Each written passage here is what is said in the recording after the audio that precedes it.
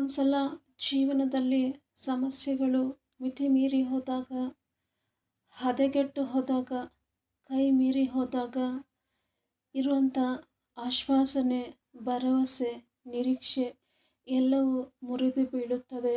ಅಂಥ ಸಮಯದಲ್ಲಿ ಕತ್ತಲೆ ಆವರಿಸುತ್ತದೆ. ಇಂಥ ಸಂದರ್ಭದಲ್ಲೇ ಅನೇಕರು ಜೀವನ ಎಲ್ಲ ಇನ್ನು ಇಷ್ಟೇ, ಎಲ್ಲನೂ ಮುಗಿದು ಹೋಯಿತು ಅಂತ ತೀರ್ಮಾನಕ್ಕೆ ಬರ್ತಾರೆ. ಇಂತಹದೇ ಸ್ಥಿತಿಗತಿಗಳಲ್ಲಿ, ಸನ್ನಿವೇಶದಲ್ಲಿ ನೀವು ಯಾರಾದರೂ ಹಾದು ಹೋಗ್ತಾ ಇದ್ದರೆ ಇವತ್ತು ನಿಮ್ಮೆಲ್ಲರಿಗೂ ಒಂದು ಶುಭ ಸಂದೇಶವನ್ನು ತಿಳಿಸ್ಲಿಕ್ಕೆ ಬಂದಿದ್ದೇನೆ. ಅದೇನಂತಂದರೆ, ഇരുಳು ಕವಿದು ಎಲ್ಲವನ್ನ ಕತ್ತಲೆಯನ್ನಾಗಿ ಮಾಡುವಂಥ ಸಮಯ ಹೊಂದಿರುವುದಾದರೆ ಎಂತಹ ಕಾರ್ಗತ್ತಲೆಯನ್ನು ಸಹ ಅಡಗಿಸಿ ಪಕ್ಕಕ್ಕೆ ಸರಿಸಿ ಬೆಳಕು ಉದಯಿಸುವ ಸಮಯನು ನಮ್ಮ ಜೀವನದಲ್ಲಿ ದೇವರು ಏರ್ಪಡಿಸಿದ್ದಾನೆ ಎಂದು ಯಾವತ್ತು ನಾವು ಮರೆಯಬಾರದು. ನನ್ನ ಸಹೋದರ ಸಹೋದರಿ, ಈ ಸಂದೇಶವನ್ನು ಕೇಳುತ್ತಿರುವಂಥ ಸಹೋದರ ಸಹೋದರಿ, ನಾವು ಆಕಾಶದಲ್ಲಿರುವಂತಹ ಮೋಡಗಳನ್ನು ಗಮನಿಸಿದಾಗ ರಾತ್ರಿಯೊಂದು ಕವಿದು ಕತ್ತಲೆಯನ್ನುಂಟು ಮಾಡಿದರೆ ಬೆಳಕೊಂದು ಉದಯಿಸಿ ಆ ಕತ್ತಲೆಯನ್ನು ಪಕ್ಕಕ್ಕೆ ಸರಿಸಿ ಪ್ರಕಾಶಮಾನವಾದ ಬೆಳಕನ್ನು ನೀಡುತ್ತದೆ. ಪ್ರಕೃತಿಯಲ್ಲಿರುವಂತಹ ಆಕಾಶದ ಮೋಡಗಳಿಗೂ ಸಹ ಗೊತ್ತು ಕತ್ತಲೆಯ ನಂತರ ಬೆಳಕು ಉಂಟಾಗುತ್ತದೆ ಎಂದು. ಕೆಲವೊಂದು ಸಲ ಮನುಷ್ಯರಾದಂತಹ ನಾವು ನಿಸರ್ಗವನ್ನು ನೋಡಿ ಪಾಠವನ್ನು ಕಲಿಯಬೇಕಾಗುತ್ತದೆ. ಆಕಾಶದಲ್ಲಿರುವಂತಹ ಮೋಡಗಳು ಕತ್ತಲೆ ಕವಿತಲ್ಲ ಅಂತ ಯಾವುದೇ ಪ್ರಯಾಸ ಪಡೋದಿಲ್ಲ. ಕತ್ತಲೆ ಕವಿಲಿಕ್ಕೆ ಒಂದು ಸಮಯ ಇರೋದಾದರೆ ಬೆಳಕು ಮೂಡಲಿಕ್ಕೆ ಮತ್ತೊಂದು ಸಮಯ ಇದೆ ಅಂತ ಅದು ಮೌನವಾಗಿ ಇರುತ್ತದೆ. ಇಡೀ ಸೃಷ್ಟಿಯಲ್ಲೇ ಬುದ್ಧಿಜೀವಿಗಳಾದಂಥ ಮನುಷ್ಯರಾದಂಥ ನಾವು ಕೆಲವೊಂದು ಸಲ ನಮ್ಮ ಜೀವನಗಳಲ್ಲಿ ಸಂಕಷ್ಟಗಳು ಎದುರಾದಾಗ, ಶ್ರಮಗಳು, ಹೋರಾಟಗಳು ಎದುರಾದಾಗ ಇನ್ನು ಇದೇ ಅಂತ್ಯ ಅಂತ ನಾವು ತೀರ್ಮಾನಿಸ್ಕೊಳ್ತೇವೆ. ಆದರೆ ನನ್ನ ಪ್ರಕಾರ ಜೀವನ ಅಂತಂದ್ರೇ ಪ್ರತಿದಿನ ಒಂದು ಹೊಸ ದಿನ ಉದಯಿಸುವಂತೆ, ಪ್ರತಿದಿನ ಒಂದು ಹೊಸ ಅವಕಾಶ ಮತ್ತೆ ನಮಗೆ ಒದಗಿಸುತ್ತದೆ. ಪ್ರತಿಯೊಂದು ದಿನ ಒಂದು ಹೊಸ ನಿರೀಕ್ಷೆಯನ್ನು ಹುಟ್ಟಿಸುತ್ತದೆ. ಪ್ರತಿದಿನ ಒಂದು ಹೊಸ ಹೆಜ್ಜೆಯನ್ನು ಮುಂದೆ ಹಾಕಲು ನಮಗೆ ಸದಾವಕಾಶವನ್ನು ನೀಡುವುದೇ ಜೀವನವಾಗಿದೆ. ಬಹಳ ಸಲ ಜೀವನದಲ್ಲಿ ಸೋತು ಹೋದಂಥವರು, ಬಿದ್ದು ಹೋದಂಥವರು ಆ ಸೋತ ಪರಿಸ್ಥಿತಿಗಳನ್ನೇ ಮತ್ತೆ ಬಿದ್ದು ಹೋದಂಥ ಪರಿಸ್ಥಿತಿಗಳನ್ನೇ ಮತ್ತೆ ಚಿಂತಿಸ್ತಾ ಸಮಯನ ವ್ಯರ್ಥ ಮಾಡ್ತಾರೆ ಹೊರತು ಮತ್ತೊಂದು ಅವಕಾಶವನ್ನು, ಮತ್ತೊಂದು ಪ್ರಯತ್ನದಿಂದ ಹೊಸ ಹೆಜ್ಜೆ ಹಾಕುತ್ತಾ ಬಿದ್ದಂಥ ಸ್ಥಿತಿಯಿಂದ ಯಾಕೆ ಮೇಲೆ ಮತ್ತೆ ಎದ್ದೇಳಬಾರದು? ಇವತ್ತಿನ ಚಿಕ್ಕ ಪ್ರಯತ್ನಗಳೇ ನಾಳೊಂದು ದಿನ ದೊಡ್ಡ ಸಾಧನೆಯಾಗಿ ಮಾರ್ಪಡುತ್ತದೆ. ಈ ಸಂದೇಶವನ್ನು ಕೇಳುತ್ತಿರುವಂಥ ಸಹೋದರ ಸಹೋದರಿ, ಜೀವನದಲ್ಲಿ ನಿರೀಕ್ಷೆ ಇರಲಿ, ಭರವಸೆ ಇರಲಿ, ಆಶ್ವಾಸನೆ ಇರಲಿ, ಮತ್ತೊಂದು ಹೊಸ ಹೆಜ್ಜೆಯೊಂದಿಗೆ ಮತ್ತೆ ಮುಂದೆ ನಾವು ಸಾಗೋಣ.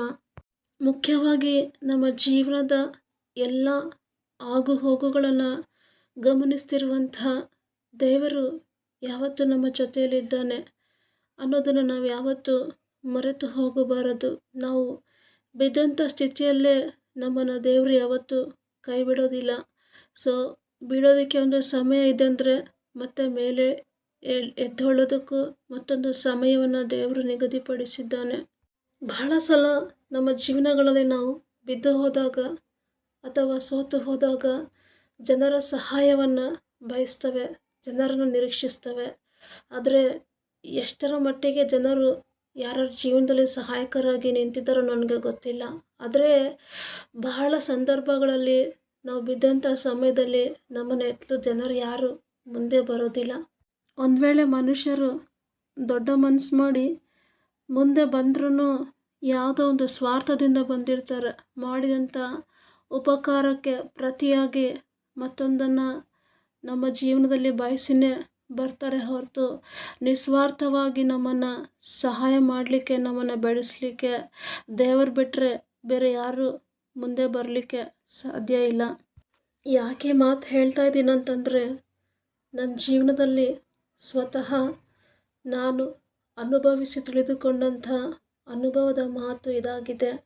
ಹೌದು ನನ್ನ ಸ್ನೇಹಿತರೆ, ಜೀವನದಲ್ಲಿ ಎಷ್ಟೋ ಸಲ ಸೋತು ಹೋದಾಗ, ಕಷ್ಟದಲ್ಲಿ, ನಿರಾಶೆಯಲ್ಲಿ ಹಾದು ಹೋಗುವಂಥ ಸಂದರ್ಭದಲ್ಲಿ ನಾನು ಸಹ ಮನುಷ್ಯರನ್ನೇ ನಿರೀಕ್ಷಿಸ್ತಾ ಇದ್ದೆ.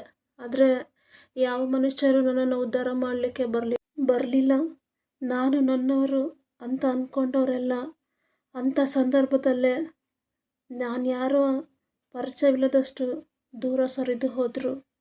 ಸೊ ನನ್ನ ಜೀವನದಲ್ಲಿ ನನ್ನ ಅನುಭವದ ಮಾತು, ನಾನು ಹಾದು ಬಂದಂಥ ಸ್ಥಿತಿಯಲ್ಲಿ ಮೇಲಕ್ಕೆತ್ತಿದಂಥ ಒಬ್ಬ ಪರೋಪಕಾರಿ ಯಾರಂದರೆ ಅದು ಯೇಸು ಸ್ವಾಮಿ. ಸೊ ನನ್ನ ಜೀವನದಲ್ಲಿ ನಾನು ಇವತ್ತು ಚೆನ್ನಾಗಿದ್ದೀನಿ ಅಂತಂದರೆ ಅದಕ್ಕೆ ಕಾರಣ ದೇವರು ಬಿಟ್ಟರೆ ಯಾವ ಮನುಷ್ಯನೂ ಅಲ್ಲ. ಕಾರ್ಗತ್ತಲೆಯ ಕಣಿವೆಯಿಂದ ಕಣ್ಣೀರಿಂದ ನನ್ನನ್ನು ಹೊರತಂದಂಥ ಯೇಸು ಸ್ವಾಮಿ ಇವತ್ತು ನಿಮ್ಮೆಲ್ಲರನ್ನು ಸಹ ಪ್ರೀತಿಸ್ತಾ ಇದ್ದಾನೆ. ನನ್ನನ್ನು ಕಷ್ಟ ಸಂಕಟಗಳಿಂದ ಹೊರಗಡೆ ತಂದ ಹಾಗೆ ನಿಮ್ಮನ್ನು ಸಹ ಇವತ್ತು ಹೊರಗಡೆ ತರಲಿಕ್ಕೆ ಬಯಸ್ತಾ ಇದ್ದಾನೆ. ಆದ್ದರಿಂದಲೇ ಇವತ್ತು ಮತ್ತೊಂದು ಹೊಸ ನಿರೀಕ್ಷೆಯನ್ನು ನಿಮ್ಮೆಲ್ಲರಿಗೂ ನೀಡಲು, ಮತ್ತೊಂದು ಹೊಸ ಭರವಸೆಯನ್ನು, ಆಶ್ವಾಸನೆಯನ್ನು ನಿಮ್ಮಲ್ಲಿ ಮೂಡಿಸಲು ಮತ್ತೆ ತನ್ನ ಒಂದು ರಾಯಭಾರಿಯಾಗಿ ನನ್ನನ್ನು ನಿಮ್ಮ ಮುಂದೆ ಕಳಿಸಿದ್ದಾನೆ.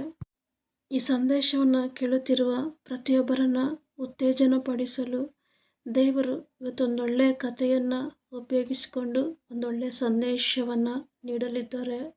ಹಾಗಾದರೆ ಇನ್ನೂ ತಡ ಮಾಡದೆ ಇವತ್ತಿನ ಸಂದೇಶಕ್ಕೆ ನಾವು ಹೋಗೋಣವಾ?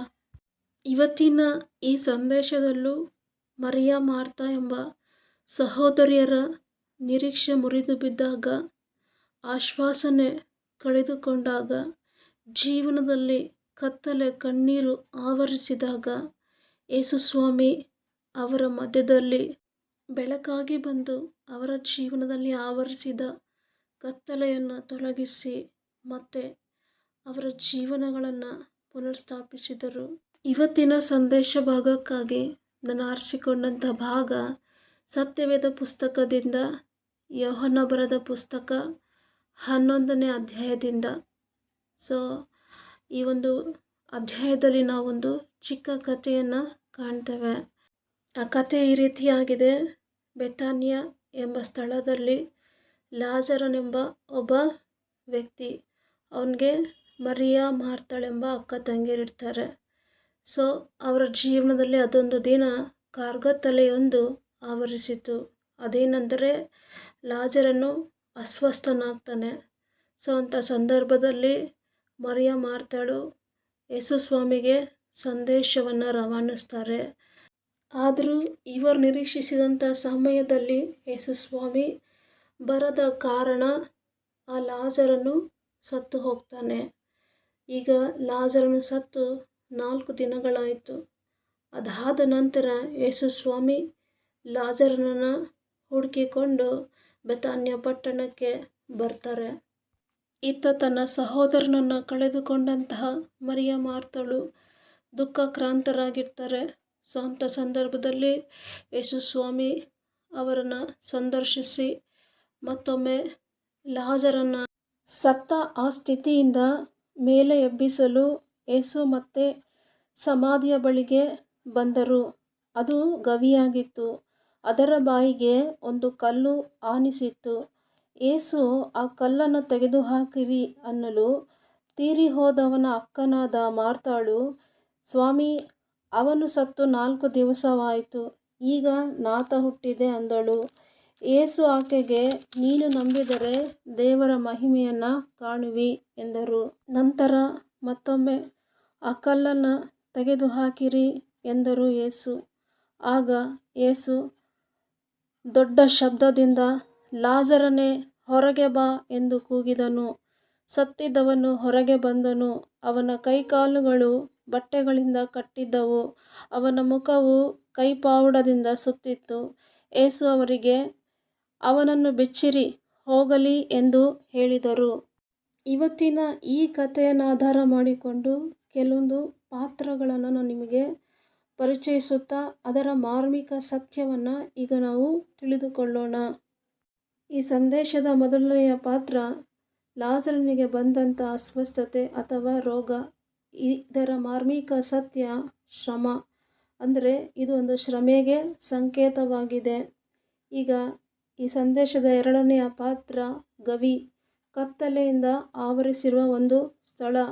ಈ ಸಂದೇಶದ ಮೂರನೆಯ ಪಾತ್ರ ಕಲ್ಲು, ಅಡ್ಡಿಯಾಗಿ ನಿಂತಿರುವಂತಹ ಒಂದು ಸಮಸ್ಯೆ. ಈ ಸಂದೇಶದ ನಾಲ್ಕನೆಯ ಪಾತ್ರ ಸಾವು, ಅದು ಆತ್ಮಿಕ ಮರಣ ಅಥವಾ ಶಾರೀರಿಕ ಮರಣಕ್ಕೆ ಸಂಕೇತವಾಗಿದೆ. ಈ ಸಂದೇಶದ ಐದನೆಯ ಪಾತ್ರ ಲಾಜರನ ಕೈಕಾಲುಗಳು ಕಟ್ಟಿದ್ದವು ಬಟ್ಟೆಯಿಂದ, ಇದು ಬಂಧನವನ್ನು ಸಂಕೇತಿಸುತ್ತದೆ. ಈ ಸಂದೇಶದ ಆರನೆಯ ಒಂದು ಪಾತ್ರ ಯೇಸು ದೊಡ್ಡ ಶಬ್ದದಿಂದ ಕೂಗಿದ ಧ್ವನಿ. ಇದರ ಮಾರ್ಮಿಕ ಸತ್ಯ ದೇವರ ವಾಕ್ಯವಾಗಿದೆ. ಇದು ದೇವರ ವಾಕ್ಯವನ್ನು ಸಂಕೇತಿಸುತ್ತದೆ. ಇದನ್ನು ಆಧಾರ ಮಾಡಿಕೊಂಡು ದೇವರು ಕೊಡುವಂಥ ಸಂದೇಶ ಇದಾಗಿದೆ.